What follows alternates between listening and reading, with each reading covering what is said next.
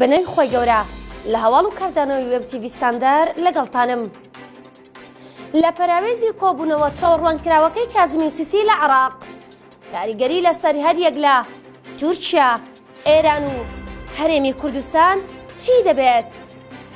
وەک پێشتر بڕیاری لەسەر درابوو، چاوەڕێ دەکرێت کۆتایی ئەم مانگە کۆبوونەوەی لووتکەی عێراق، میسر، ئوردن لە بەغدا بە بەشداری عەبدولفەتاح سیسی سەرۆکی میسر و شاه عەبدوڵڵا شای ئوردن و مستەفا کازمی سەرۆک وەزیرانی عێراق ئەنجام بدرێت.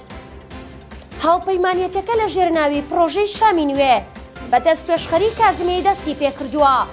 کۆبوونەوە لووتکەیەکە بەبایەخەوە سەیر دەکرێت بۆ پێی هەوڵێکە بۆ دروستکردنی هاوپەیمانیەتێکی نوێ لە ڕۆژهەڵاتی ناوەڕاست کە لە ڕۆی سیاسی و ئابووری و سەربازیەوە دەتوانێت هاوکێشەکانی ئەو ناوچەیە بگۆڕێت. بە گوێرەی بۆچوونی چاودێران جگە لەوەی هاتنەدی ئەو ڕێکەوتنە، کاریگەری ڕاستەخۆی لە سەرباری ئابووری سیاسی ئەو سێ وڵاتە دەبێت و پێویستیان بە یەکترا. کاریگەری لەسەر هەر یەک لە ئێران و تورکیا وەک دوو وڵاتی ئیقلیمی بەهێزی ناوچەکە و هەرێمی کوردستانیش دەبێت. سەبارەت بە ئێران بەو پێی هاوپەیمانیەتەکە بە تەواوی عەرەبیە و لەگەڵ دوو وڵاتی سونەنشینە چاوەڕێ دەکرێت هەوڵێک بێت بۆ دەرهێنانی عێراق لە ژێر هەژمونی ئێران و هیلالی شیعی، گۆڕینی عێراق لە دەوڵەتێکی کارتێکراوەوە بۆ دەوڵەتێکی کارتێکار، هەروەها بەستنەوەی زیاتری ئابووری عێراق بەو دوو دەوڵەتە و کەمکردنەوەی هەژمونی ئابووری ئێران کە ئەمەش بە زیان بۆ ئێران دەشتێتەوە.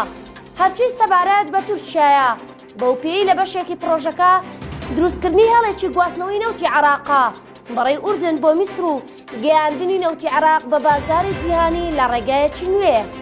هەروەها بەهێزکردنی دەواازەی سنووری لەگەڵ ئوردن وا دەکات پشتبەستنی عێراق بە تورکیا کەم بێتەوە.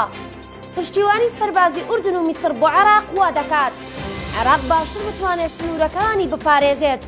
ئەوەش دەرفەتی تورکیا بۆ دەستێوەردان لە کاروباری عێراق بە بیانووی پەکەکە کەمتر بکاتەوە. ئەوەی پەیوەندی بە هەرێمی کوردستانیش هەیە، بەهێزبوونی پێگەی بەغدا لە هاوکێشی ئیقلیمی و نێودەوڵەتیەکان بەردەوام بە زیان بۆ سەر کورد و قەوارەی هەرێم لە ڕابردوو شکاوەتەوە. بەو پێی وا دەکات بەغدا زیاتر مەرج و دەسەڵاتی بەسەر هەرێم بسەپێنێت.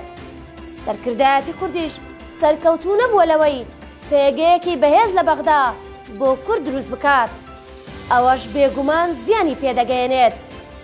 لە ڕووی ئابووریشەوە ئێستا عێراق لە دەواازەی وشکانی بۆ جیهانی دەرەوە تەنها پشت بە تورکیا و ئوردن دەبەستێت.